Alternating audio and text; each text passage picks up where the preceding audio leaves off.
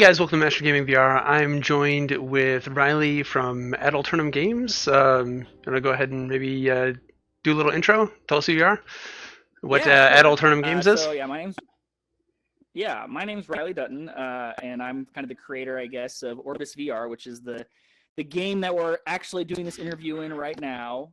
An amazing It's a game. VR MMO. Oh, thank you. Yeah, it's a VR MMO that's in development for HTC Vive and Oculus Rift and Touch.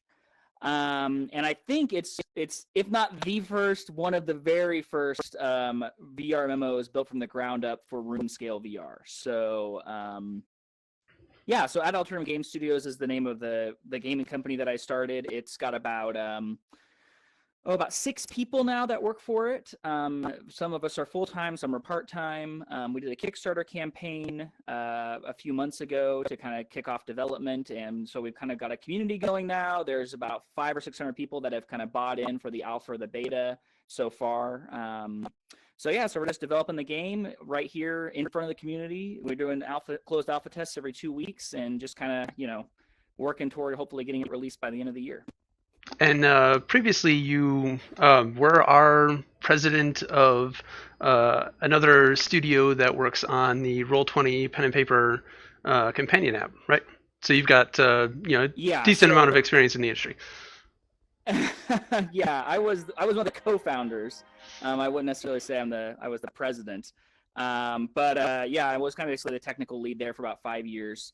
And Roll20 is a virtual tabletop gaming application for those of you who don't know, and it started off on Kickstarter as well about 5 years ago, and we grew from about I think like around 12 or 1,500 Kickstarter backers to now I think the current running count is about 2.3 million people that use the tabletop. So yeah, I do have some experience starting a small project and then kind of nurturing a community until it grows into something, really great and big, which is kind of what I'm hoping is going to work out here too. And that's one of the really great things about this, especially if you jump into that Discord channel and the community is very strong and very supportive of the game, and that's amazing. Yeah, no, it's definitely been great. There's definitely a core group of people who have really rallied around the game, which is really amazing. As the dev team, it kind of gives us a lot of confidence and really. Okay, so I'm going to go over a few easy questions. Now, I love Orbis, but not really going to pull any punches on some of the questions. So just, fair disclaimer, Okay. but, Sure. start off pretty easy. So one of the questions I get a lot, and there are people that don't really know a lot about Orbis, don't really know a lot about VR, and they're the ones that ask this, and I was actually specifically asked to ask it. Will there be a flat version Okay. or a non-VR version of Orbis? Or do you need VR to No, play there it? will not be. Okay. Yeah, no, there's definitely never going to be a keyboard and mouse or a gamepad version of the game. Right. I think that's one of the main differences between what we're trying to do and what some other games have tried to do in the past. If you design the game so that it can be played on a mouse and keyboard, then you really have to leave behind, I think, all the things that make VR great. Exactly. An example is our rune mage casting ability, right, where you draw the runes to cast spells. That's something you could try to use a mouse to do that, I guess, on a flat screen, but it would take forever and be really inaccurate, and it just wouldn't feel the same, right? Or even just something as simple as aiming your bow and actually having to aim where you're going to fire is a totally different experience in VR than it is just aiming a mouse cursor and clicking and then firing. So I just think it would be impossible to. Although it would be nice to get probably more people in the game if we supported non-VR, I think it would basically leave behind everything that makes the game special. So I think from the beginning, with the core design has been around VR, and that's how it's gonna stay. Nice. So and me personally, as a warrior, will we ever make it? Go ahead. No. Sorry, there's a little bit of not a problem. Chat. I think will we ever get to other VR platforms? Like right now, we're focusing on Vive and we're focusing on the Rift and Touch. Will we ever make it to PSVR, or will we ever make it even to, the new Windows holographic stuff they're working on? If they support motion controllers, I think we would definitely look at other platforms besides just Vive and Rift long term. But yeah, I don't think we ever. It's going to have motion controls, and it's going to have VR for us to look. Right, that sort of segues into a question that I had a little bit later on down the line, but we can get to now. Do you plan on continuing to support like new VR technologies as they come out, sort of like the null space VR haptic suit or the tracking puck, or maybe VR glove, any of this sort of new cool stuff that might be coming out in the next year or two? I mean, if we had infinite resources, obviously I would love to support all that stuff long term. I think a lot of it's really cool. I've looked at some of the like new haptic, controllers that are coming out and the haptic suits and stuff, and they're really awesome. Right now, the core focus is obviously on just getting the game out the door, and so we're just, like it doesn't make a lot of sense right now for us to spend, say, 100 hours of developer time on supporting something that a very tiny percent of the player base would probably have access to right now. But long term, I mean, over the next year or two, if the game is really successful and we're able to expand the developer team, then I'd absolutely, love to support that. I Cool. think the whole point of the game is to kind of see what we can do in VR. So that means, supporting all that new. Nice. Hi, Dirk. Hey, Dirk. The we have an audience, live audience, We're people. doing an interview, so yeah, Yeah. you can be our audience if you want to be. No, That's go ahead. okay, Go you're ahead. So the next biggest question that I get on YouTube comments and just from people I talk to about the game is, when can I play?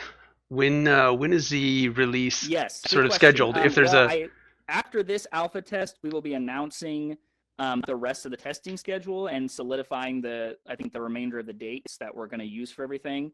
I think at this point we're looking at probably about 2 to 3 more closed alpha tests, and then we're going to do an open alpha, which basically everybody's invited to. So if you've seen the game and you just haven't had the time or didn't want to pay the money to get into the alpha, which is totally understandable, then that would be your next opportunity to kind of come in. And I'm expecting us to have a lot of people for that, hopefully. Like, I'm hoping we have at least 1,000 people that stop by and play the game for that. So I don't know the exact date yet, but it'll probably be sometime in July. Early July is, I think, the current target. But we'll release the exact date for that probably in the next week or so when we do a blog post.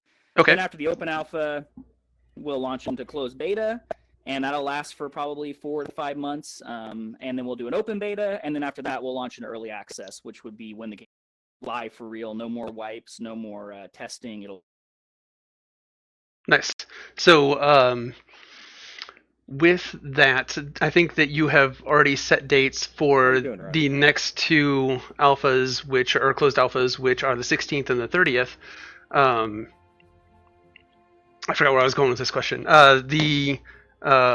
If anyone wants to get into those 2 alphas, what would they need to do? Yeah. Well, so basically right now to get in the closed alpha, you have to be an Epic founder, which you can do by just logging into the website. And after you create a free account, you can go to your account page. There's some upgrade options where you can basically buy that. I will say that I'm expecting not many people to do that at this point, because we're not lowering the price of Epic Founder, because it does come with other additional perks that'll take effect once the game launches.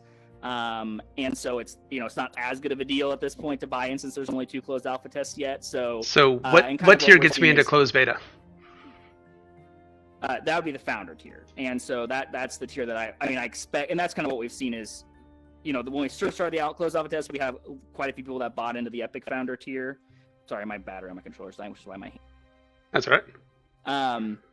But anyway, yeah. So I would say the founder tier is what I would probably target, unless you're just really excited about the game and you really want the if you really want the other stuff that comes to the Epic founder tier, like there's a special hat, and I think that's the one that you get the fellowship certificate for and that kind of stuff. Then it's still worth it. But if you're just interested in the pre-launch testing, then it might not be as good of a deal for you at this point.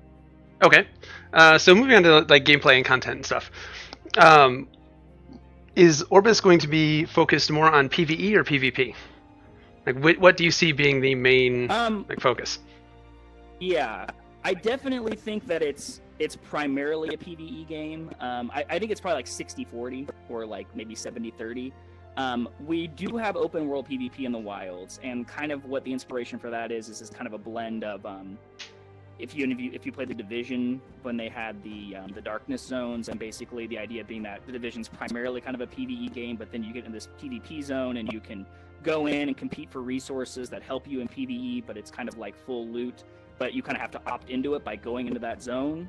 That's kind of what we're going for. So when you reach level 20, there's going to be 4 what we're calling wild zones that you can go to, and those are going to have essentially some of the best, drops in terms of crafting resources, some of the best fishing, and that's also where like the end game dungeon entrances are located as well. So there's plenty of reason as a PvE player to go into them. But when you do enter them, if you have any tradable items on your person, then basically someone can attack you, and if they're able to defeat you, then they can get those items. But you'll know exactly what those are in advance, and things like gear and drops out of dungeons are not tradable, like droppable items. So it's really, if you're into the crafting scene and you're into the playing the market, then like the PvP is part of that, because we want competition for those resources. We don't just want it to be whoever has the most time to play is the richest person in the game. We want it to be like you have to actually compete for that stuff. But if you're just purely here for the dungeons and the interest in PvP, then you can basically, as long as you don't bring certain types of items with you, and you would know in advance if you were, you can basically, kind of avoid. So that's why I'd say it's like 70% to like 60% PvE oriented, because I do think the dungeons, and based on our surveys, that's what the majority of people are excited about. But the PvP is definitely there if you're into that. And I think that the bandit system and having bounties on people's heads and stuff, which is all stuff we're planning on doing, definitely gives some depth to that gameplay. So I think we'll jump back into PvP in a minute. Going in and focusing on the PvE side, are we looking at a lot of grinding to level up, or is it going to be more questing focused? Because right now in the closed alpha, there's that's a good question. Okay, go ahead. Right. Yeah, for sure. So I will preface this by saying this is my goal. Obviously, it's not done yet, so we'll see. This is a closed alpha disclaimer. Right. Yeah, sure. But my idea is this, basically. Like, I don't like this. This hand is driving me crazy. I don't like the WoW method of questing is what you do to do like basically all your leveling, but the quests are really boring and repetitive, and just kill 10 things, then gather 8 things, then kill 10 things, and they do have some story, and I'm not saying WoW is a bad game because I played it a ton, but it seems like they feel like they have to have a quota of quests to have you level up, and I don't think that's really the approach I want to take. I think what we're going to do is basically a mixture of, there is going to be some grinding. What I'd really like to see, honestly, is almost Final Fantasy XI style. You speak to my soul. Camping, if any of you. Okay, right, yeah. So go out. Like once you get into the higher level zones, even before you're level 20, the monsters are going to tend to come in groups, and we kind of already see that. Like if you go to the jungle, there's a lot of. I've been seeing a lot of that. Yeah, so I think basically when you get to like level 12, level 13, level 14, and those higher levels, and you're trying to level up, the best way to do it's going to be get a group together, go find a nice camping spot, and sit there for an hour and kind of chat, communicate, socialize, but also grind some monsters. That's part A. Then we're also going to have about at least an hour of main story content for every level. So then there's 20 levels in the game. We're targeting 20 hours of main story content as well. And that won't be all you do to level up, but that'll be about a third of each level is what we're targeting. So you'll basically play an hour or two, do this story content that we have. That'll get you a third of the way there. You'll do about a third of the way there in grinding. And then we're also going to have like kind of a hunting log system like Final Fantasy XIV does, where basically we just kind of, have certain monsters and kind of tell you generally where they are, and you kind of go hunt them down. And that'll be part of it. That sounds really awesome. I said Final Fantasy XI is my most favorite MMO. It's the one that I started with, and it holds a special place in my heart. I do see a lot of that Final Fantasy XI inspiration in the things that you do, and I was curious. That was gonna be one of my questions, is if you took any inspiration from any specific games. I think Final Fantasy XI for sure was my first MMO as well. And then Final Fantasy XI, I liked a lot about it. It was a little maybe too much on the side of the grinding, So I'm trying to find a middle ground of like, I like that community experience, but I also don't want it to be like, you have to grind 20 hours to get like, one level or something. Finding a camp and grinding out some levels definitely help to build the community. And personally, I think the community is what keeps people there in an MMO longer than, the content will. Yeah, no, I completely agree. Which is one of the reasons why we're not doing, for example, instant queue, teleport to dungeon group finders, right? We're trying Right. to make it to where you have to be out in the world exploring. I want like serendipity moments is what I call them. Like I want you to be walking to the dungeon, but see that someone's getting attacked by a bandit, or see that someone is getting overwhelmed by monsters, and say, hey, I'll help you out for 5 minutes, or hey, you know, you look like the right level. Do you want to go to the dungeon with me? You know, not just everybody stays in Ironforge and we all have our queues going, and then we just instantly teleport to the dungeon, do it with people we're never going to see again, and then come back, and that's just the end of it, right? Some of my favorite moments in 11 were just randomly helping people, saving someone's life, because that XP debt just added up really quick. Speaking of, Right. any PvE death penalties? Right now, I think what we're thinking about doing is purely durability. Other than, obviously we talked about the PvP full loot in the wild zones for certain items, but as far as PvE goes, I don't think we're going to do like an actual XP debt or level down or anything like that, just because I don't know. I think that might be a little too harsh, but we'll see. Right now, the current plan is basically when you die, you drop a tombstone. And then when you res, you've lost a significant amount of durability on your equipment, like a lot, like 30 or 40%, to the point where 2 or 3 deaths would cause all your gear to break. There But should be if you make it consequences back for to your doing something dumb. yeah, exactly. But if you make it back to your tombstone within a reasonable amount of time, like say 15 minutes or 20 minutes or whatever we set it up to be, then you would only end up losing, more like 10 or 15% of your equipment's durability. So they're shooting off fireworks.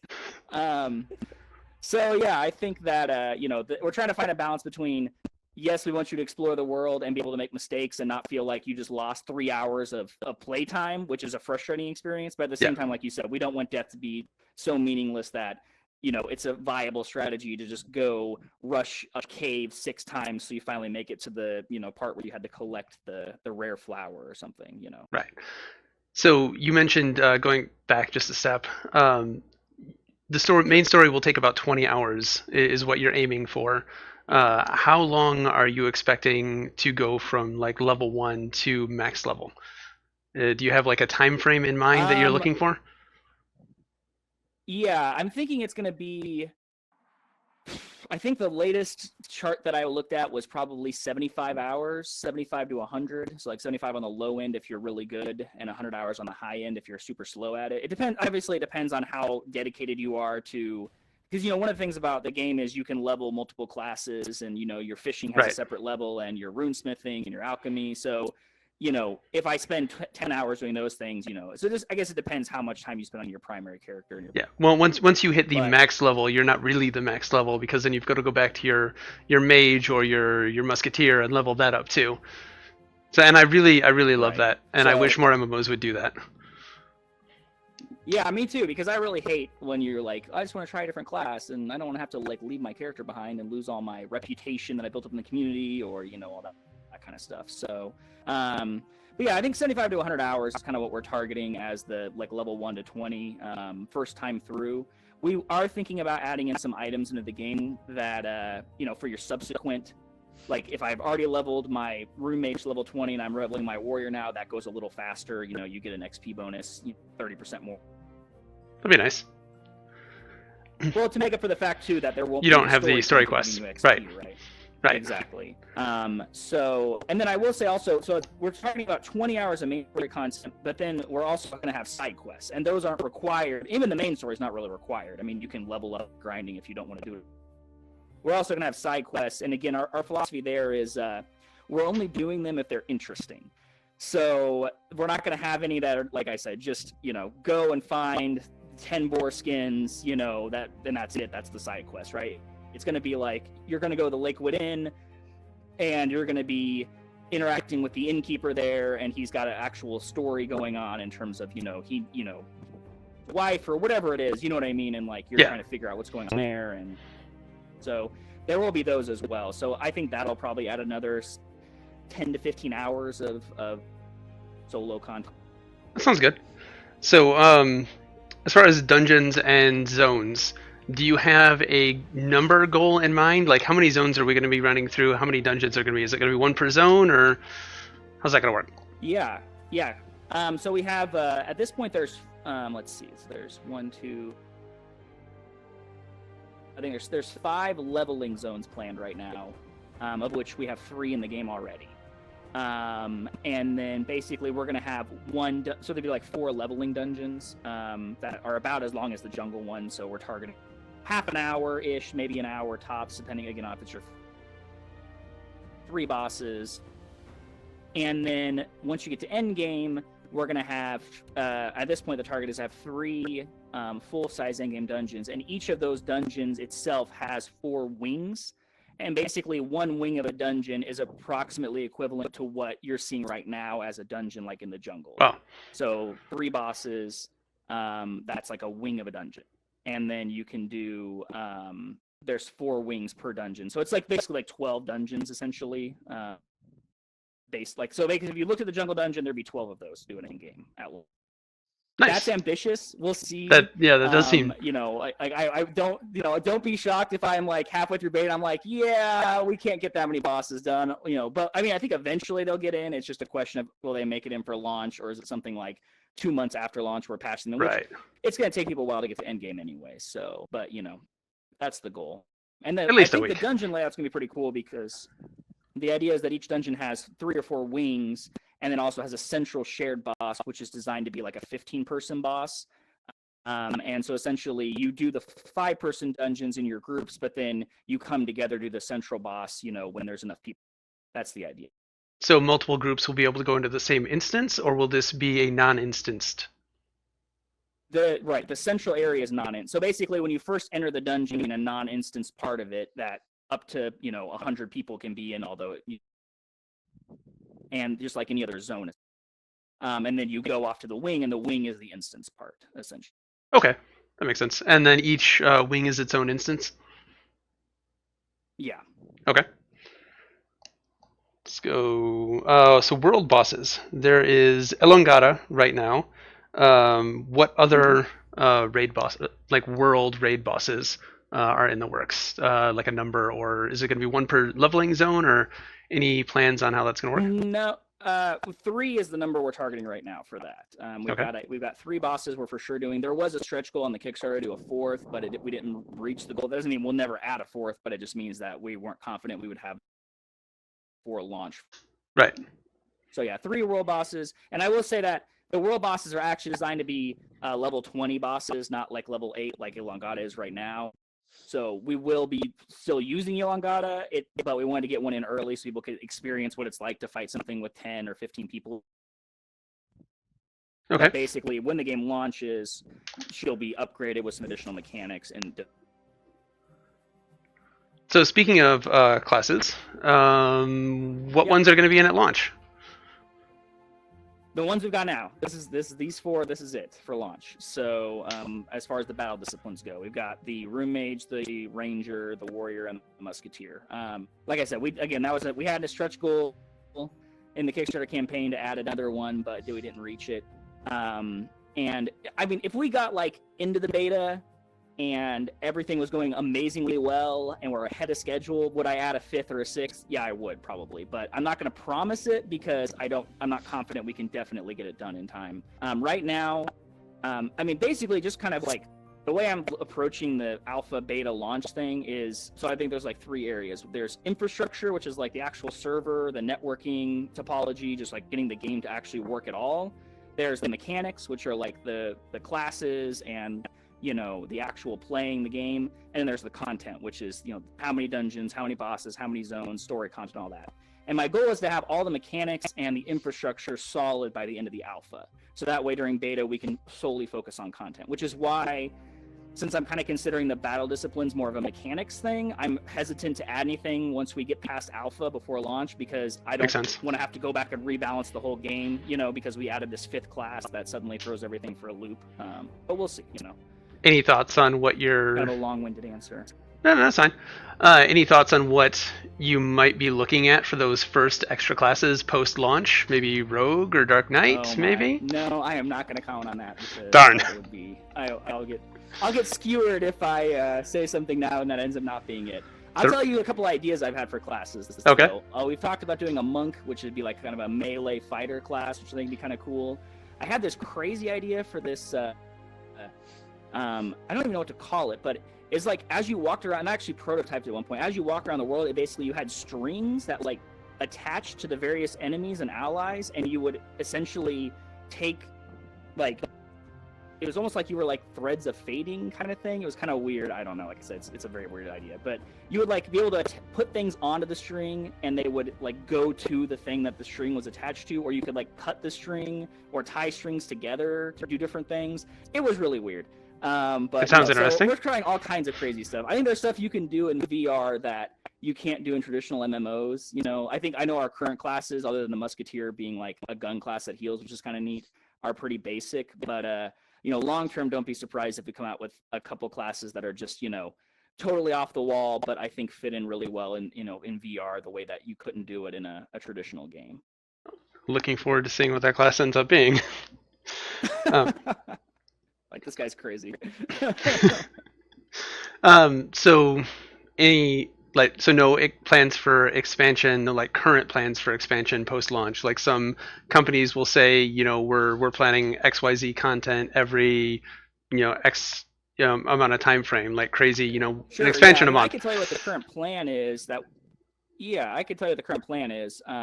So essentially right now the plan is that we're going to release so the game will launch, and then about, I don't know, 4 to 6 months, depending on how long it takes later, we would release the first, I guess you'd call it more like a content pack. It's not going to be an expansion where you have to pay for it or anything. It's just going to be more of like a big update, and that will be the raid. And we actually already have, in terms of the plot and the story, planned out, and we know exactly what it's going to be. It's going to be really cool. I think people are going to be excited about it. And we'll give more details on that as we get kind of like past launch, and we're ready to hype people up for that. But that'll be like the first big, you know, set of raid bosses, and that'll be a free update for everybody who's got the game. And then about another probably 8 months to a year after that, so probably 12 to 16 months post-launch, it will do the first expansion. And that we'd like to do like as much content in that as there is right now in as there's planned for the base game. So like the first expansion would be, you know, 4 or 5 new zones, 3 or 4 new classes, you know, 3 world bosses. Like, we'd like to do as much content as we did for the first expansion. So the plan would be to release an expansion around like once a year, basically, I think. So. Okay. So I guess that's a good segue into the business model. Now, I mentioned Roll20 earlier, and that was a free-to-play with, from what I've heard, fairly reasonable microtransactions. Is any of that coming into Orbus, or is that going to be more of a subscription-based? Like, what are your plans at the moment? Yeah. Well, it's funny because we were literally just talking about this the other day, me and a couple of other guys on the team. The current plan is we are going to stick to the buy once, play forever, no subscription model. I don't see that changing before launch for sure, and even post launch. That's what I'd like to stick to, because like that's like the Guild Wars model. I guess to pull an example of what other company uses that. I like that model for VR because. My biggest, I guess, fear is that I think when you have a subscription, like say you're going to charge everybody $15 a month, what that leads to is people who say, okay, well, if I don't play at least 20 hours this month, I'm not getting my money's worth, so I'm not going to log in, right? Or I'm going to cancel my subscription. So you have like a lot of flurry of activity when the game launches or when the big expansion comes out, and then like half the player base disappears after the first 2 or 3 months, because who wants to keep paying $15 a month just to log in and, you know, fish for an hour or say hi to somebody? And I really think that with a smaller community like we're going to have, it's really important that as many people as possible, you know, have the option to just log in whenever they feel like it. I'd like to start getting some socializing going, you know, and people to like make friends and that kind of stuff. So that's why I'm really not in favor of having a subscription fee, where you basically have to pay it. So that leaves either free to play with microtransactions or buy once like Guild Wars. And I think we're starting with the buy once model because basically we need the funds to develop the game, and I don't think that we're in a situation where we can like fund development 100% ourselves and then just hope that people buy microtransactions later.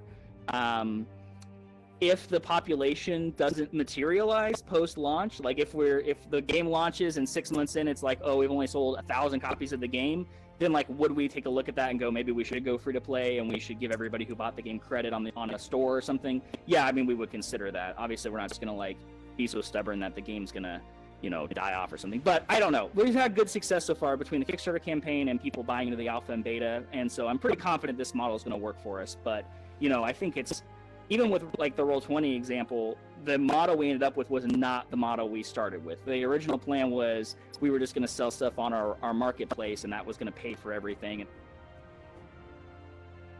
that didn't work, so we had to change it. So I think we're kind of going in with a plan, but we'll just basically kind of listen to the community and do whatever, whatever ends up working out, I think. But I definitely say my preference is no scripting for sure. Okay. Any ideas on what the microtransactions might be? Are we going to see any, like, I can get the flaming greatsword of epic uberness, or? Well, definitely nothing pay to win, obviously. No, it won't be anything like that. At launch, I don't know that we'll have anything in, honestly, because we're doing the buy once model right now. I think long term we'll probably add the typical cosmetic things, so pets, maybe stuff, maybe cosmetic feature like a different eye sets or hairs, or hairstyles might be, like things you could unlock that. But definitely 100% never will it be anything like I can just buy the best sword in the game, or just buy gold directly from the developers or anything like that. So okay, so touching on that, will there be any options outside of character creation to customize our appearance? Like, are you planning for dyes, costume pieces, appearance changing trophies, anything like that?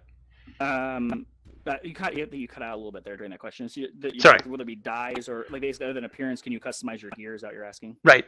So dyes, costume pieces, trophies, etc. Uh-oh. I think we've been hit with the bug. Uh-oh. What bug? If he returns to the graveyard, it should work. No, I just have to walk away. Well, welcome to the alpha, everyone who's watching this interview. I'll be. Yeah, it's fine. I can. Are you going to graveyard? Is that what you're doing? Okay. I'll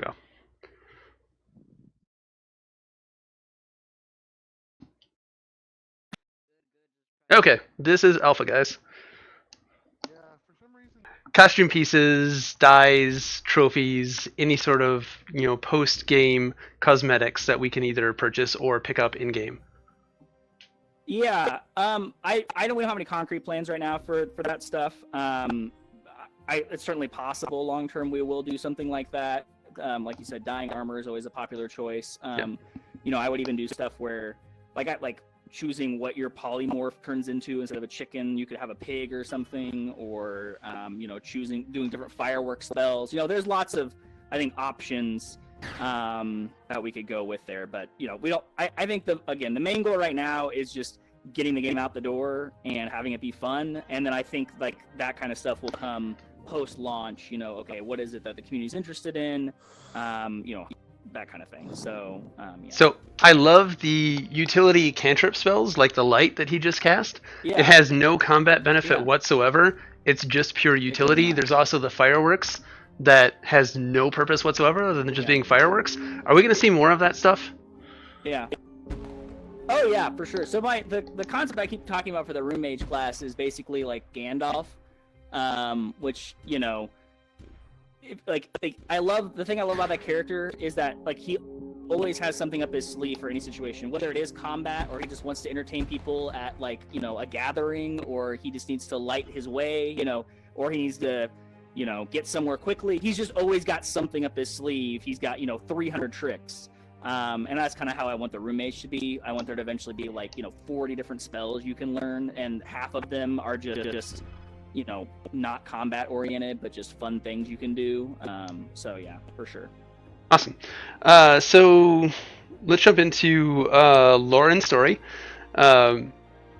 So what is the story? What is the world? What is my purpose? Who am I and why am I here? Oh yeah. Well, I don't think I'm going to answer any of those questions actually. Okay. Because we do have a professional narrative designer who actually is on the team. He's done a lot of writing for Path of Exile. If you guys have played that game, obviously the lore for argument has nothing to do with the lore for that game. But so he does have, he is like a legit, person who's doing that for us, and he's still in the process of writing it all.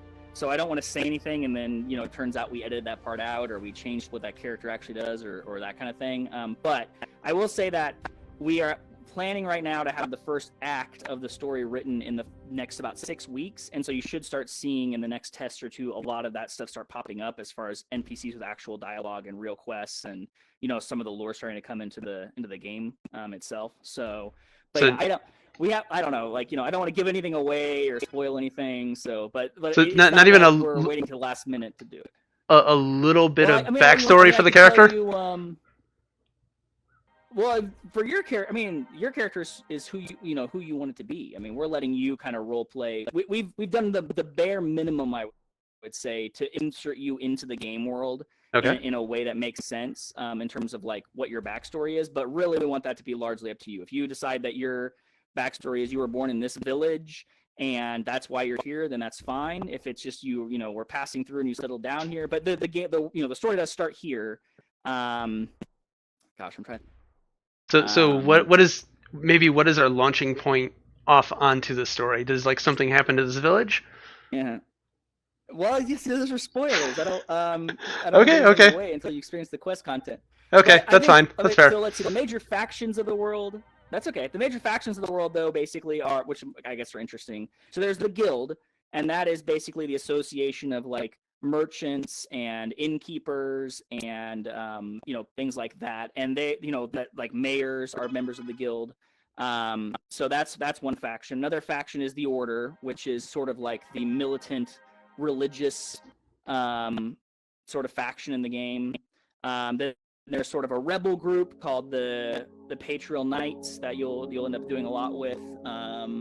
There is a group called the Traveling Brothers of Science that are based out of the university, which you can kind of see if you go over to the other zone right now. I can't hear him anymore. So there's factions. They're all doing things. There's a whole story Go to planned. graveyard. There's all kinds of fantasy stuff. So, but yeah, we'll talk more about that probably as we get more into beta. Again, that's like beta's content. So Yeah. a lot of that's not nailed down yet. You know what I mean? Okay, that's fine. So here comes the hot button topic, locomotion. All right. Okay. So yeah, I've answered this question a lot, so this shouldn't Yeah. be too terrible. in general, players are in two camps, and they're very vocal and very passionate about the camp that they're in. What locomotion options are in the game right now? Are you planning to add any in the future, and what was your rationale? Okay, sure. Well, so the two that are in the game right now are the basic teleport, which pretty much every VR game has, because everyone, I think, pretty much agrees that it is the safest in terms of people not getting sick option. And then we have the trackpad locomotion, which was kind of popularized by Onward, I think, at least for me. I'm sure other people came up with it too, but that was the first game I played that really used it a lot, which Right. is basically where you just kind of point your hand in the direction you want to go, and then you can go forward or backward using that, and you kind of slide along the ground. I don't think we're going to add anything else beyond that. I know there's other things out there with like running in place or things like that. I mean, some people have asked me also about like Omni treadmills and that kind of thing. Long term, would we add support for that? And I definitely will look into that because that would work fine with the essentially trackpad locomotion. But I don't think we're going to do like the freedom locomotion system or anything like that. I did look into climbing at one point. I actually did I started playing Zelda Breath of the Wild, and I was like, this is really cool. We should add this to our game. And it turned out to not be as interesting as I thought to me, but that might be something that like we might do in a future expansion, is like, okay, now you can climb on certain places or, that kind of thing. That'd be pretty cool. I will say that I'm really interested in testing out eventually flying around. I don't know what form that's going to take in terms of if that's like a mount or like a little thing you pilot, like a mini airship you can actually fly around or something. But I just think that's too cool of an experience in VR to not have in the game. Flying mounts Why confirmed. We have the airship right now we have. Well, yeah, right. So long term, that is not a launch feature. That is a long-term feature. But yeah, I really honestly think the main, at least from my experience interacting with the community, the main thing that might still be slightly controversial about the locomotion is just the fact that we don't let you teleport during combat. Strike that. Other way around. For that, right? Yeah. That you can only teleport in combat. We only let you teleport during Right. combat. So- You're right. so We only the- let you teleport during The combat. rationale behind that. Yeah, is essentially that's like so I actually wrote a forum post on this a long time ago, but the entire design of the fighting mechanics, and so again, for people who watch this interview who never played, it's very similar to kind of Final Fantasy 14 in the sense that like there's red areas that show up and you have to dodge them frequently during boss fights that are, different shapes, or it's also similar. I think like WildStar does a similar thing too. And in my testing early on in the first prototype of this, that was like a really fun thing to do in VR, was kind of like see these shapes pop up and have to dodge out of the way, then have to it's made it more fun than just standing in one spot. And my concern, or I guess the thing that I think the reason we've stuck with the teleporting on that side of things is that there's only really one of two ways to do it. Option A is the red area shows up and we have to give you a lot of time to get out of it because you're sliding away from it, right? Because it takes time to actually move out of the area. Or we design the mechanics around quick reaction time, which is the red area shows up, you're in the red area, you have to quickly teleport out of it. I would, maybe long-term be fine with allowing people to slide during combat, but they would have to just understand that the combat is designed assuming quick reaction time and teleporting. Does that make sense? So I guess that's the reason I haven't done it yet, is because I'm afraid that there's going to be people who aren't going to understand that. They're going to think the combat's impossible because they're like, well, I'm, sliding out of the way and I'm not getting there fast enough. And it's like, well, because with teleporting, you can jump literally, 20 feet away in an instant. So that's really the reason why, is I haven't found a good way yet to I think balance both of those things together in combat. Outside of combat is totally fine because it's easy to make you go the same speed. But during combat, that's kind of the combat's designed around quickly dodging attacks. And so if you're sliding around, you're not really doing that as well. Yeah, for me, I'm in the camp of wanting. Sorry, go ahead. Yeah. For me, I'm in the camp of wanting the trackpad locomotion. Oh. Okay, well, I mean, does what I just say make sense to you then, or do you think that's just a little bullocks and I should just turn it on? Well, to be quite honest, I think you could probably make us go the same speed in combat as we do, just like it is outside of combat. The biggest problem that I have with it is the way that the teleport circle spawns out from you. It doesn't feel like I can move any faster than if I was sliding. So once you've teleported and it shrinks down to you, quick motion. Right, exactly. Right. Yeah. Mm-hmm. But, And the reason we did that was because, we didn't want you to just be able to, teleport, constantly. We wanted you to have to, I guess, think about your position on the battlefield and consider, I'm standing here right now. I need to save my teleport charge, so to speak, for when the boss does this AoE attack in a second. So I can't just be constantly moving around the battlefield every 5 seconds. There's also other mechanics in the game. I'm thinking of the Orb Healer, Orb Healer. I call it Orb Healer because that's the internal name I use. I do the same thing too.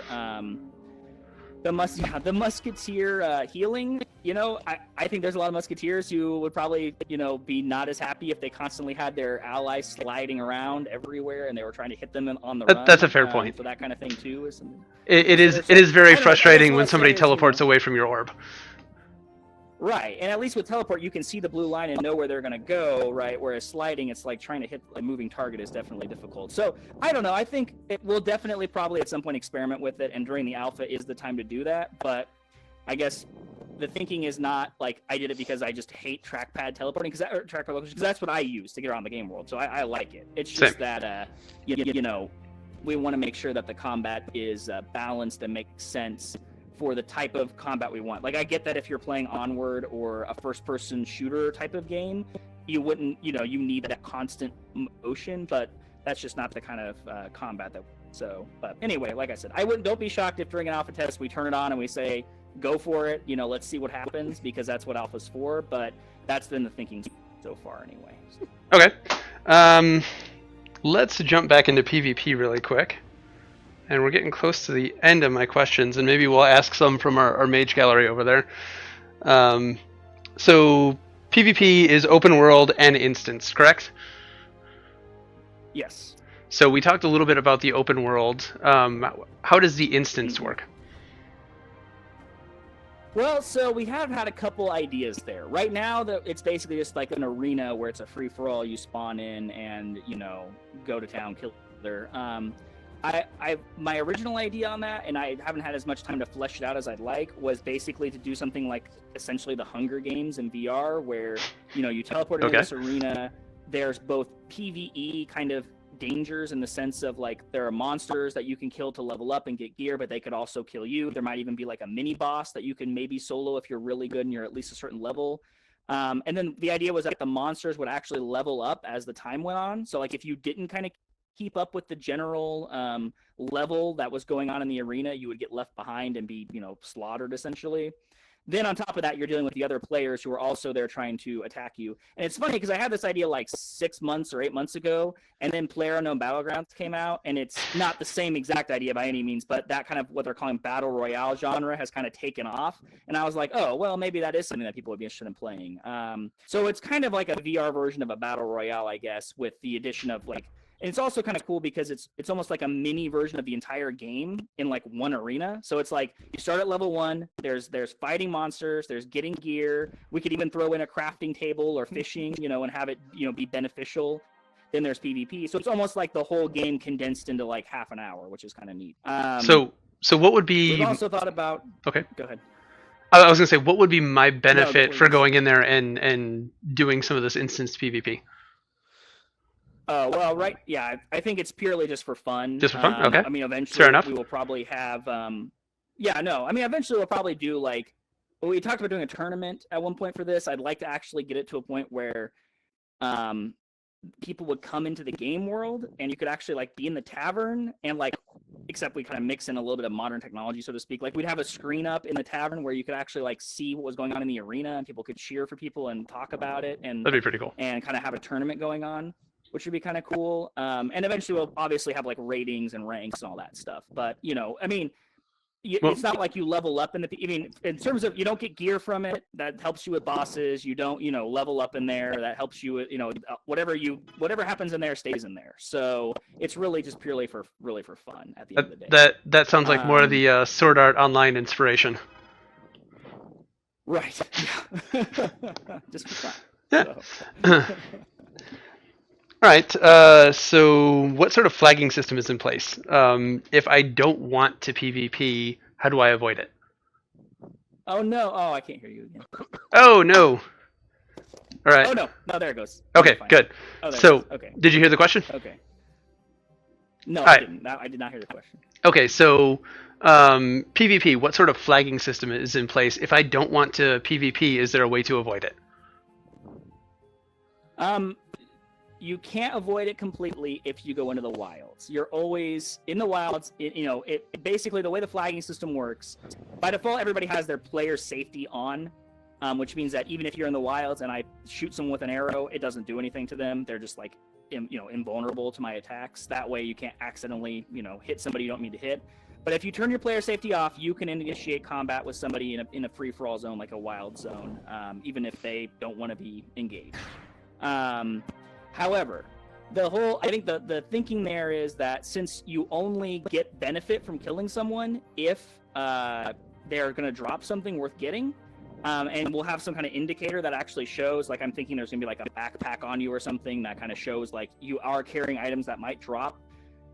The thinking there is we're basically going to disincentivize banditry to the point where it's not really worth doing it unless you might get a reward out of it. So if you don't want to PvP and you go into the wild zone, if you're not going to pick up anything that's, droppable, which there's only very specific items you would get that would be, then it's probably not something you're going to have to worry about.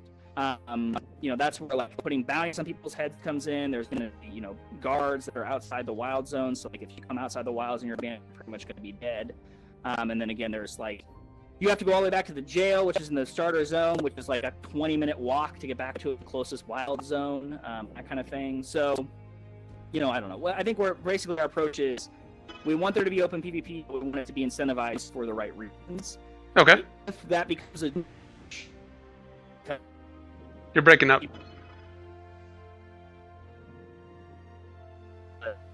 Yeah, I can't hear you now. Oh, you can't hear me now. Okay. Oh, there you go. blah blah blah. Blah blah blah. No, now it's I got you. working? Okay. Yep, good to go. Yeah, I was gonna say, I think that if it becomes a problem with massive griefing, and then we'll deal with it, right? But like, Okay. I think the mechanics we have now should disincentivize it, so we'll see what happens. But Okay. So what is the benefit and the risk to me for going bandit, for stealing from somebody? right, well, the benefit is getting the gear, right? That's really the only benefit. You don't get anything else out of it. So Okay. it would only be, I see someone, I saw someone kill this thing in the wilds, and now it's indicating to me that they have something that's tradable. I don't know what it is, but it might be something worth getting, right? Like if it dropped in the wilds, it's probably valuable. So that would be the benefit. And I suppose then there's some people who probably just have like the innate desire to, go bandit anyway. Right. The risk is that if you die as a bandit, That's right. you will end up back at the jail, which I said is like, you will definitely take the full durability loss of your gear, which is expensive. So again, it's not really worth just killing someone for the heck of it, because you will probably die, and then you'll probably lose a lot of durability, and that will cost you money. You will have to go all the way back here and walk all the way back, which will take a long time. And on top of that, if you have been a bandit in the last 24 hours, your name will be orange instead of white to other people in the game. That has no bearing whatsoever on the game mechanics from we're not going to penalize you from a mechanics standpoint, but it'll be up to the community to decide, does that matter to them, right? Like, if I see Master Shadow wants to come with the dungeon, he's orange. Well, we are going to have to walk through the wilds to get there, so maybe I don't want to group with him because he might, kill me when we start off on our journey. I mean, I guess you can't attack people As soon as your back's turned. It's up to you. Right, exactly. So, I think, and again, there's no ninja looting because once you're in the dungeon, there's no PvP. And again, anything you get in a dungeon that's a drop will be soulbound, so it's not droppable anyway. So I'm not trying to give the impression that you have to do a 6-hour background check on anybody you're going to go to a dungeon with. But I guess I'm just saying it'll be up to the community to decide, do we care about people who have been bandits, right? Or is that something that we just consider part of the game? Or is that something that some people don't like that and they want to, not group with those people? I mean, I don't know. Those are kind of the social mechanics that we'll have to just see how they play out. So That's a great segue to the social aspects of the game. Okay. Guilds. Will we be seeing any sort of guilds in the game? Yeah, so we have a concept of fellowships. And I don't know exactly the complete story on them. I have some ideas, and I don't want to promise anything I can't deliver. There's been a lot of people who've been asking, can you be in more than one fellowship, or is only one fellowship, and we don't know yet. Is there going to be a fellowship hall? I'd say likely, but we don't know yet for sure. The main problem I'm running into, honestly, while designing those is something you don't have to deal with in a traditional MMO, which is how do you communicate with... So you've got your proximity chat, which we're using right now, right, to talk to people. We've got your party chat, and you got your guild chat. Well, in an MMO, that's what text chat is for. But text chat's kind of terrible in VR, right? It takes forever to type anything. And, I mean, we'll probably have some form of text messaging that you can do in the game, where you can send people letters and or mail or whatever, but it's not the kind of thing where you want to be constantly talking to your guild just via text chat. So, but at the same time, if we don't provide some good option for people to do that in the game world, then I think people will just end up using Discord or Vent or whatever they end up using, and that would be bad because I want people using the voice in the game, right? I don't want a bunch of silent avatars walking around not talking to each other. So the more we can cause you to have an incentive to want to use the in-game voice chat, the better off we are. So anyway, those are the things that are all bouncing around in my head. We don't know exactly how it's going to work yet. I haven't actually been the time to. But we will have friends lists. We will have fellowships, which are like guilds.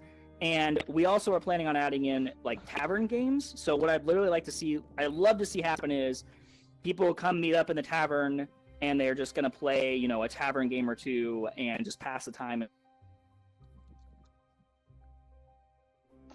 Whether that's in the Guild City or the Lakewood Inn or is, but we've also talked about eventually having out in the desert a gambling mini games kind of thing, more more like Zelda, shoot the target 6 times in a second, and you can bet some of your coin and get a little coin back. And I think that could be another fun thing where if we had almost a little mini arcade. And you're cutting out a little bit. Oh, sorry. So, golden saucer, basically, is, I guess, the idea there. Nice. So... Okay. So, you kind of touched on this, voice chatting across long distances with the guilds. What about with my parties? So, I'm in a party with these mage guys over here, but they teleport off to the spider dungeon. How do I chat with them and say, "Hey, you left me behind"?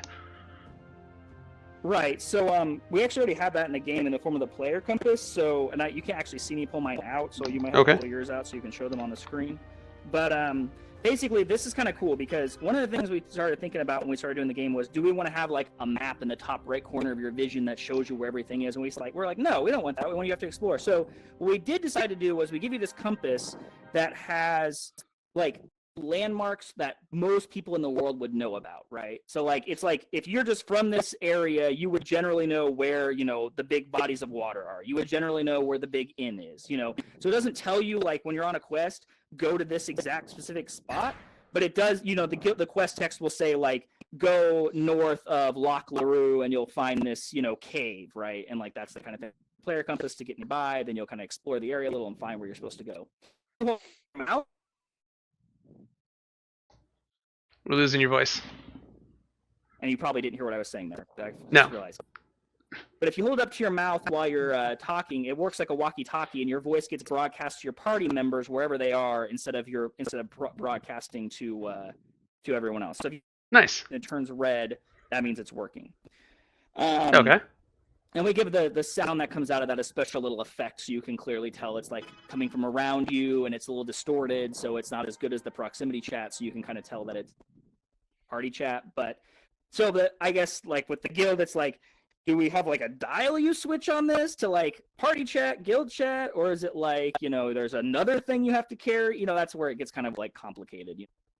Maybe party chat in the left ear, guild chat in the right ear. Right. Yeah. Exactly. Yeah. Right. You could actually have link pearls that you equip to your ear, and you have to reach up and touch it. That would be amazing. Yeah. Well, that was pretty much the inspiration for this was the link pearl with the talking into it. But yeah, I guess we could do that where you actually put it up next to your ear, and then you would have one on each side. That'd be kind of cool. That would be really cool. Okay, I think that pretty much wraps up everything that I had. That was a very thorough interview. That was a lot more questions than I thought it was going to be. Thank you. Okay, there's actually some miscellaneous stuff I think that I missed. Cosmetic options, did that.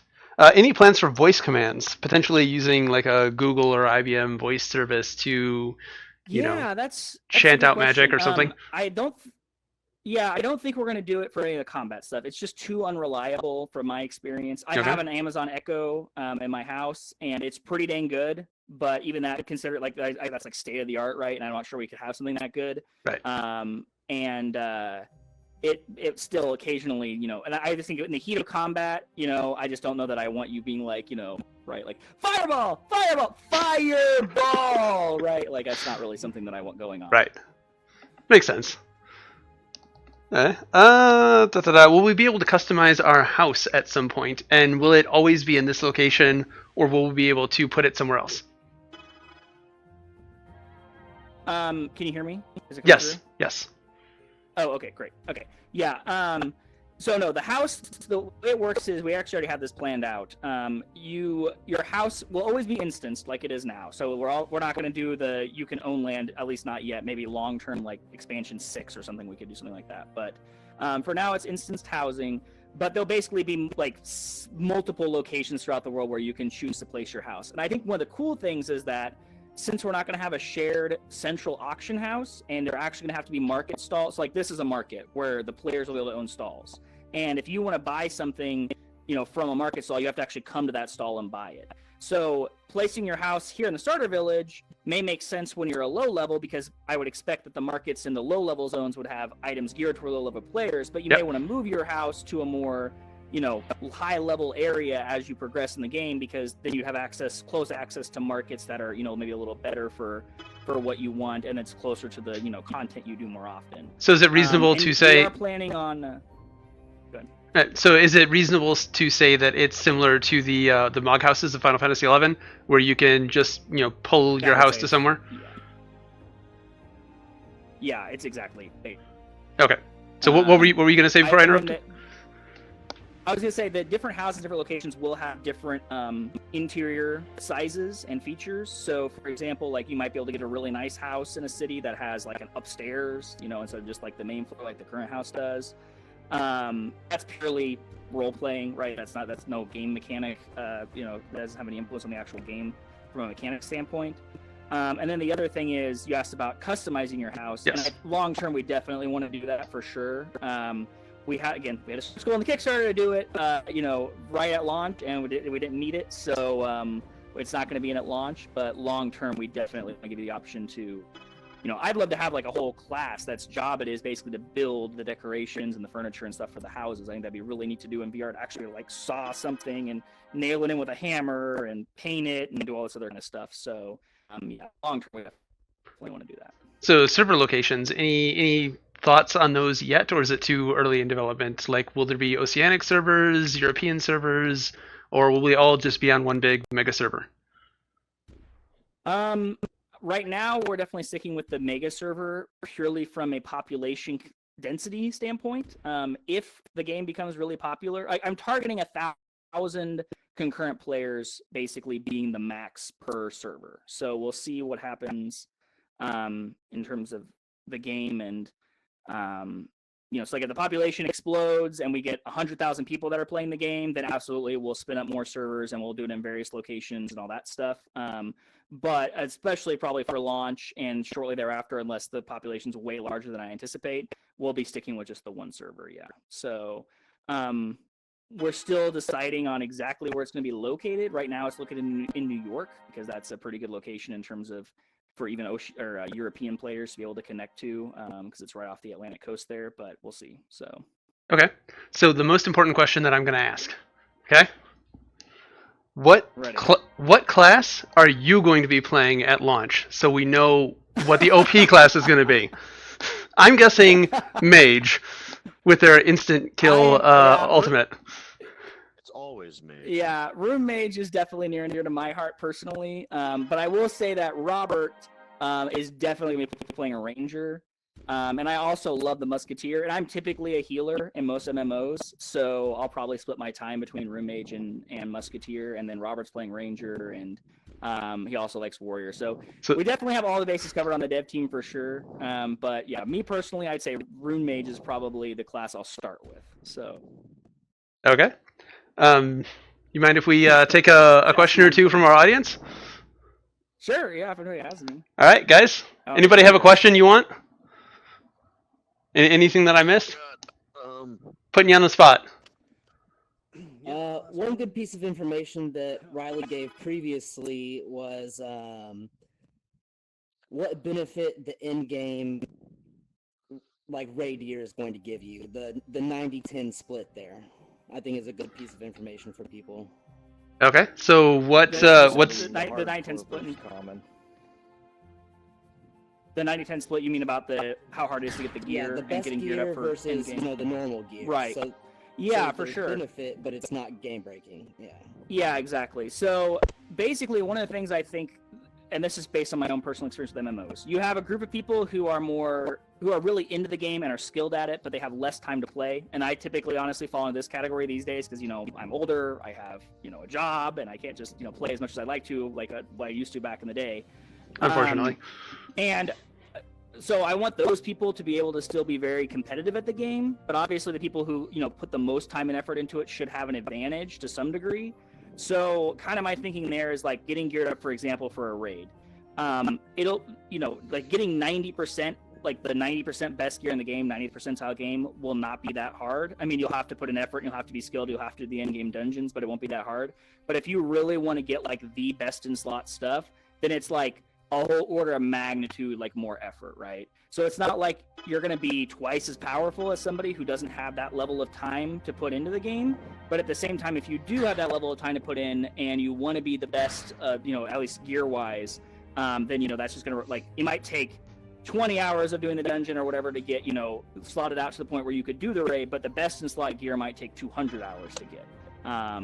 I don't know exactly all the details on how that system's going to work yet, other than the drop rates and stuff. But I'm thinking it's going to be similar to the newest version of WoW, where they, basically have a chance every time you get a drop to roll it as a higher level of gear that's 5% better or 10% better than the base for. That way, essentially, if you run it a ton, run that dungeon 30 times, then you can still get better gear than the first time you ran it. But if you only have time to run the dungeon once and you want to raid with your friends, you're not going to be showing up in gear where they're like, you can't come because, you know, it's not any good. It's like, it's nearly as good as what they have. It incentivizes helping guildmates and, you know, running lower level players through new content. Or new max level players through that dungeon you've done 200 times.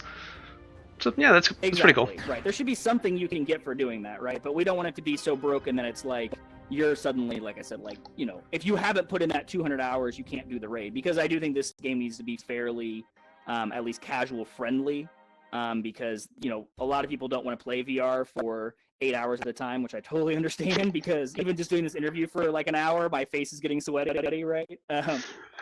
But you know, at the same time, like, you know, so. We can go ahead and wrap this up unless you've got something else to add. No, it's been really great. And yeah, like I said, if people watching this, if you're into the game or you're just interested, we did do recently a Twitch stream for like 3 or 4 hours where we ran the new dungeon and some of the new content. It's on our if you follow us on Twitter, just search for Orbus VR on Google. You'll find our Twitter account or our Twitch account or our website, and you can view some of that, you know, up to date video, which is a great way to check out the game and see if you might be interested. So links for that will also be in the description of the description of this video, so you can look down there for those as well. All right, well, there you go. First thank you, Ryan. VR interview done. Woohoo! Yeah. So. Thanks for the interview, Riley. Appreciate it. No problem. And thanks to our in-studio audience. Clap, clap, clap, clap, clap. Which I think I interrupted Zard. I think he had a question as well. It's fine. What's up, Zard? Well, I can answer your question. I mean, just because it's not on the recording doesn't mean I can answer it. Yeah. I was really just trying to get some spotlight from the interview. I was just trying to steal some. I get your name out there, you know. Yeah, I was just trying to kind of get some buzz. Hey, I'm hearing a lot about the Zardulu guy. He asked that great question. Yeah, you're trying in the interview. Super close up. Super close up on Zardu. Maybe he's a celebrity. Whoa. You're gonna start like the Orbus VR coaching or something, right? Like you're gonna be like the tip, like buy my tips package. You're trying to get your name out there. Yeah, exactly. Get the lowdown from Zardulu. Yeah, I'll do my own like reaction videos to Master Shadow's videos. And, yeah, it could be big. Okay, wait. I am gonna ask my real question though. So in terms of the economy, what kind of stuff will be from MP? You're cutting out now. I think I only caught like half that. Yeah. Yeah, same. Okay, let me try again. In terms of the economy, what kind of stuff will we be buying? Like, okay, so I actually have this whole concept of the economy and the combat working together. And again, this is very ambitious, and I don't think it's really been done successfully before, but I want to try. And basically, the idea is like this. So it's like to do the first tier of like the end game dungeons when everyone first gets to level 20. You'll need essentially to have the potions and the enhancements from the runesmithing that they have access to from just leveling up, right? But then to do the tier 2 of the dungeon content, you're going to need like the next level of that stuff. And the only way to get the next level of that stuff is for those people to have done the tier 1 of the dungeon content and gotten those recipes and ingredients and things they need to like further advance their craft. So it's like, not only does the gear level of the whole server have to go up for the next tier to be done, but it's like the knowledge and skill of the crafting community on the server has to go up as well in tandem with that in order for that content to be like doable, right? So I mean, there's going to be potions and there's going to be typical stuff like, you know, there's health potions obviously and that kind of thing. There's elixirs that give you long-term buffs, like whether that's armor or speed or whatever. And then the runesmithing is basically going to allow you to customize your armor and weapons to attune to the different runes that are in the game. Because basically every attack in the game, whether it's from a warrior, a musketeer, or a rune mage, has an association with one of those 6 base runes. So the idea is that, like, if I really, as a warrior, love my shield bash, like that's my number 1 ability I'm really into, then the rune for that is, I'm just making that up, but, you know, that's the rune for it. So I could customize my gear to allow me to shield bash more often, or my shield bash to last longer, and that kind of stuff, right? Or like if I'm room mage and I really want my frostbolt spell to do more damage, or I want to, whatever. So those two things together, that's kind of what so it's like all the other stuff as far as like the herbs and the fish, and eventually you'll get ore. That's all really going into the crafting, which is going to be used to make potions and runesmithing enhancements and runesmithing tools and traps and bombs and useful for the. That's so will the the idea. buying and selling of that be 100% player driven, or will there be any NPC merchants in the game at all? Like, 100% player driven. Yeah. No, you won't be able to buy any of that stuff from NPCs. Okay. And so, right, all right. So we won't be able to sell, like, if we get duplicate gear drops, we won't be selling that to an NPC for coin that we can... Well, no, I mean, you can sell, right. I mean, I think we'll have the ability to sell that kind of stuff just to get extra coin or whatever, right? Okay, like that. Okay. Just to dump off that kind of quote-unquote junk that you don't need, for sure, yeah. You'll be able to do that. But I guess what I'm saying is, like, you won't be able to get your gear enhanced by an NPC. You're going to have to go find a player to do it, so... Okay, so it's heavily relied upon the player base with that. Yep, go ahead. One thing that's always important to me is, like, I always feel like it's silly when cosmetic items like pets and things like that clog up a bunch of your inventory. Do you foresee, like, people that want to try to save their old dungeon sets, for cosmetic use and stuff like that, that being an issue as far as inventory space, in the game? I don't think so. I think we're going to be pretty dang generous with the amount of inventory space you get in your chest and in your house. I think we're going to limit the amount of inventory you can have on your person at one time pretty drastically, because that plays into a lot of the other mechanics as far as like, your ability to quickly switch classes, or your ability to like what you can carry with you and what you can possibly lose in PvP and that kind of stuff. But I don't really see any reason to like keep you from being able to store a ton of stuff like in your house. You know what I mean? So what we might do is do it to where like you can get a wardrobe in your house, and that allows you to have a ton of extra slots that you can store that old gear in. So if you want to swap it out for just cosmetic reasons, you can, that kind of thing. And you'll notice that like the crafting table we added for lures, for example, right? You can store all of your lure crafting ingredients in there, right? So that we're gonna do the same thing for alchemy and for runesmithing. Like it's not like carrying ingredients around in your inventory, or they're not gonna take up space in your personal chest or something. So I think we're gonna be pretty generous with that kind of stuff. I don't really want you to have to play like a housekeeping simulator, right? Like every 5 minutes to try to have to figure out what. Continuing on with like what he said, would there be any chance of like transmogging a piece of gear to look like another piece? Long term, maybe. I think that would fall under things that the community is interested in that we would look into doing if people want it. It's definitely not going to be in for launch. But if that's like something where that's something people are really into and they really want it, then we would definitely look at adding it. I mean, I can tell you from a tech standpoint, it wouldn't be that hard to add with the way we have everything set up. Cool, thanks. I feel like this person over here is talking, but I'm not hearing. Oh yeah, he's just Fluffy, we breathing. can hear you. Well, Oh, okay. No, you're fine. You're just breathing heavy. Okay. Sorry, your indicator kept showing up and you weren't saying anything, so I just want to make sure that He is a you weren't bear. saying something I wasn't hearing. Yeah. So, this is might be a ceiling fan. this is maybe getting into the weeds a little bit too much. I don't want to keep you here forever, but something you're I've been fine. thinking about is with the as Kickstarter rewards, we have some people have merchant stall permits right at launch, right? So how is that going to work? There's a sort of chicken and egg problem, it seems like, with capital. Like when you're starting a business, you usually need like money to put in the register so you can start buying things from people, and then you build your inventory and you can start selling things to other people and you get kind of a cash flow going. But how do you start that as a brand new player from scratch? Like, where's your inventory going to come from? Right. Well, that's a good question. I think what we're going to do is we're just going to work with those guys who have bought that to see what we can do. I mean, like, I would rather give them stuff to sell to players if the community needs it than like give it to an NPC, right? And I mean, I guess that's a little kind of quote unquote pay to win because they gave us them, but like, I don't know. Someone's got to do it, and we need them. They're helping fund the development, so I guess. Business loan, just right. $100 So on going off that, and you said that there was going to be no NPC vendors. How will we get the coin in the first place to open up a stall or to buy something from that stall?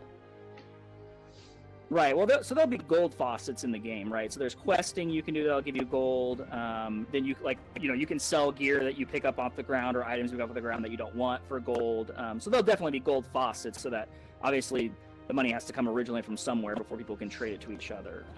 It's just that I guess what I was really getting, and I'm not saying there wouldn't be an NPC who might give you the most basic level of healing potion or something, right? I'm just trying to clarify that, like, if you're talking about the stuff that like level 20 characters are going to be interested in, then you're talking about stuff that players are going to be providing, not stuff that. So, I'm not going to there wouldn't be an NPC who might be willing to, like I said, give you like a really. It's not what you're going to want.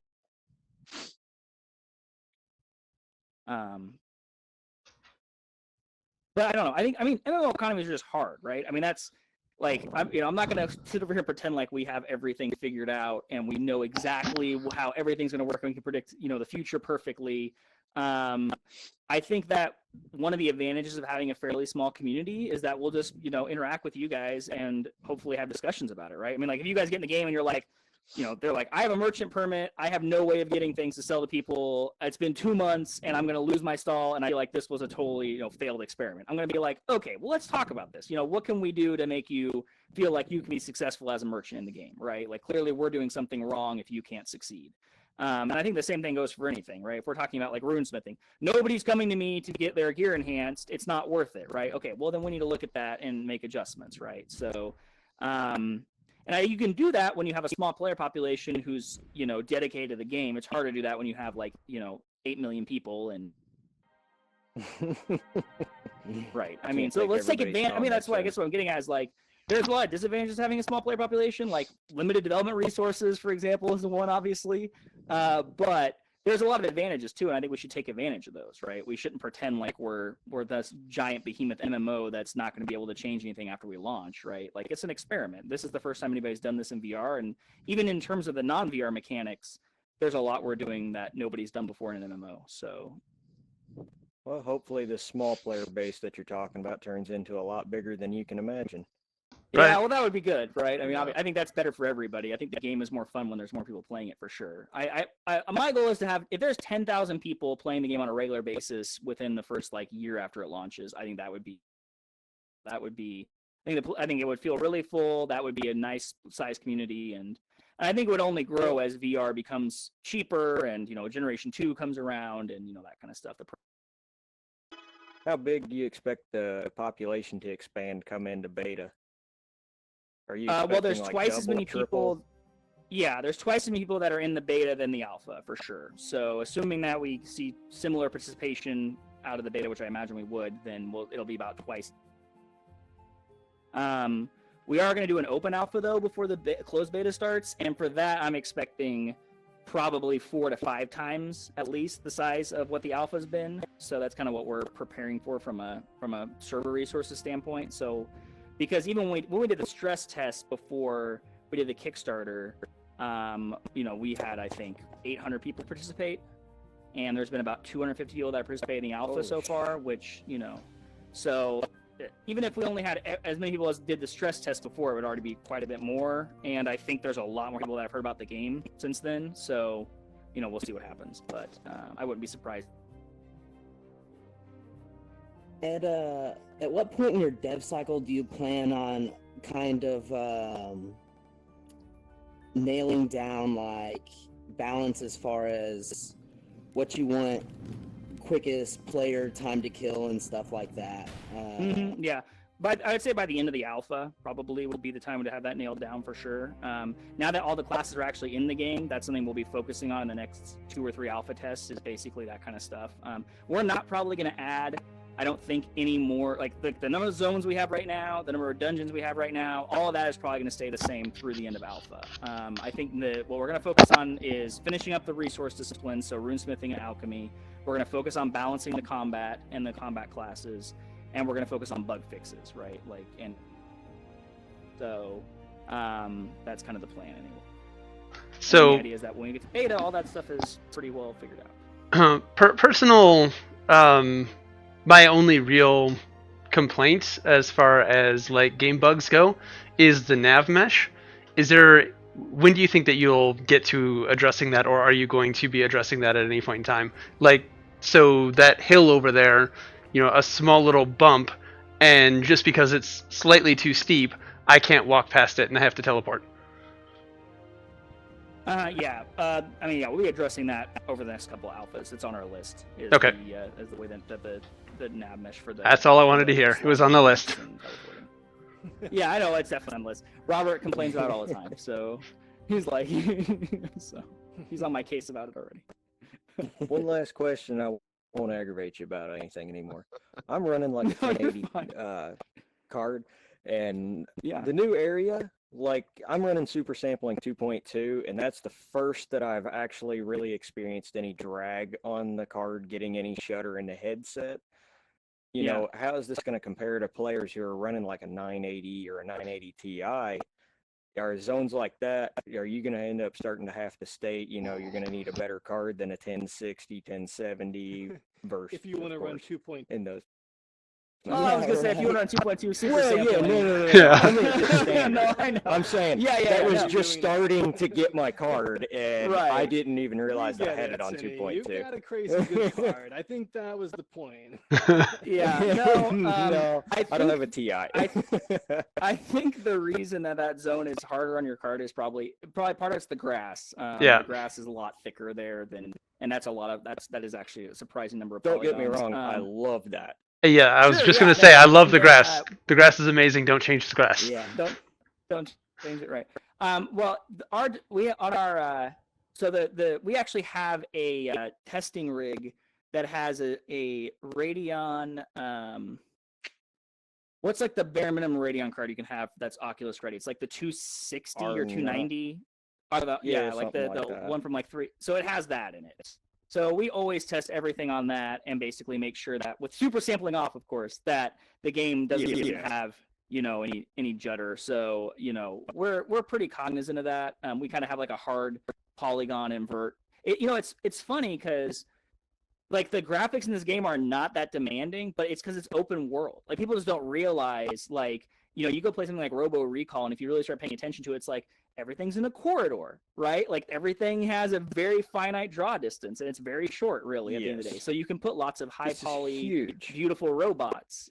Right, exactly. So it's like, when you're rendering out as far as we are, and having an actual open world, which very few VR games have even attempted so far.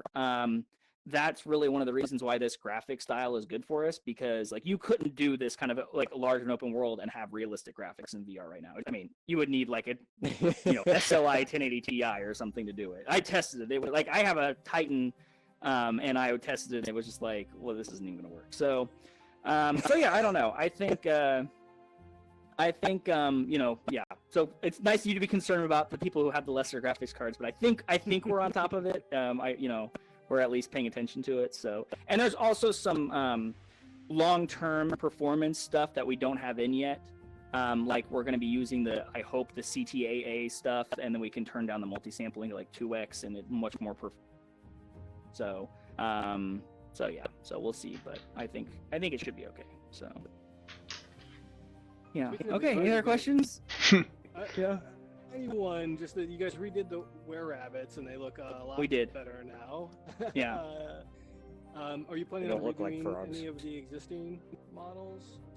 Yeah, I would say people always ask me like, is the art style set in stone? I'm always telling them the style is set in stone, but the actual models are definitely not. Like there are definitely some of the models for especially the enemies that were some of the earliest ones we did. I look at now and I go, nope, this needs to be, this is not good.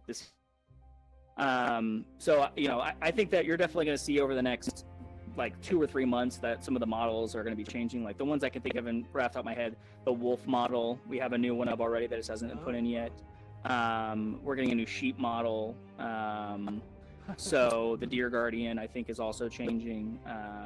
So yeah, especially in some of these earlier zones where we did the artwork a long time ago. We like the concepts of them, but yeah, we just kind of want to redo the. Cool. But I think like if you look at the new jungle zone, I would say that I'm pretty happy with pretty much everything we have in there. So I think that's like the standard we're going for now. So there's a couple things that aren't quite at that level. So Yeah, the tiger looks amazing. I love the tiger. Tigers. Yeah. yeah, Tiger's good. Yeah, I awesome. know that was. They're awesome. Well, you know, I'll tell you a secret.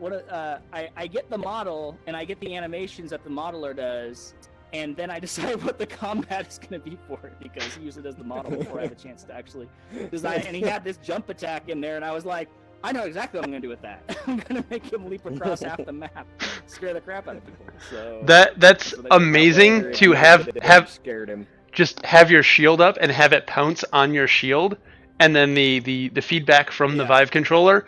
It feels great. Yeah. Yeah. Cool. So, no, I'm glad that worked out well. So it did take me a while to get that down. From a server mechanic standpoint, I was like having to struggle with it for a bit, but I'm glad I kept with it. Okay, all By the right. way, Well, I'm gonna I go believe ahead we found and. the Easter egg. Oh, yeah, did you find the Yeah. logo in the dungeon? Yeah. That was the Easter Yep. egg. Yes, boy. Nailed it. Yeah. Nice.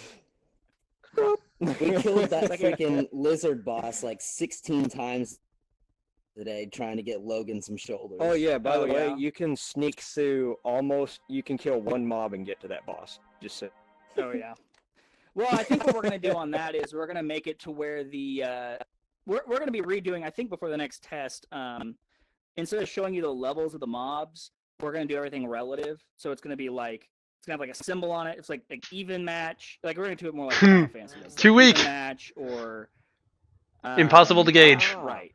No challenge, impossible, right? And that way we're gonna focus a little less on what the actual level of the monster is, I think. And then I think we're gonna adjust the aggro radius accordingly. So like if a monster is an even match for you, then the aggro radius is smaller. But if it's impossible, the aggro radius is larger. And I think basically in the dungeon it'll just be always set to fairly large. That way we'll kind of prevent people from having to being able to just. For now, it's fine. Go skip. Just because really, honestly, the boss mechanics are what I want tested anyway. We actually have a mode we can turn on that with our testing where I can turn all the aggro off. And it's kind of funny. And everyone I've put in that mode, their first thing they want to do is they want to like basically treat it like a petting zoo, and they go around, they pet all the little creatures. So I was joking around, I was like, maybe we'll have to do that. We'll have like a petting zoo weekend where I'll just turn the aggro off, and everyone can just run around and things you do in That's VR hilarious. that you never. Battle pet The new Pokemon boss mode where we mechanics, can I catch love it. them and keep them in our own pet farm. Right, yeah. He's got it. So, Perfect. yeah. You need to put Pokeballs in here. Problem solved. Well, okay, not Where monsters Pokeballs. capture spheres. Because, Exactly. Yeah. Or balls, right? Or balls. Or balls. You're breaking in and out, bub. No, I was just agreeing with Orballs. Or Master Shadow. Oh, And I can't hear him. Or Master Shadow. Well, thank you. But- Yeah, no thank problem. you. Yeah, no. Yes, thanks. Well, thank you Riley. guys thanks for dropping by and testing everything out. So, yeah, I do think that the beta, I'm hoping we'll get a lot more people. I know that it gets kind of, there's like 12 people online. It's like not a. are you Got no complaints. ever thinking at some point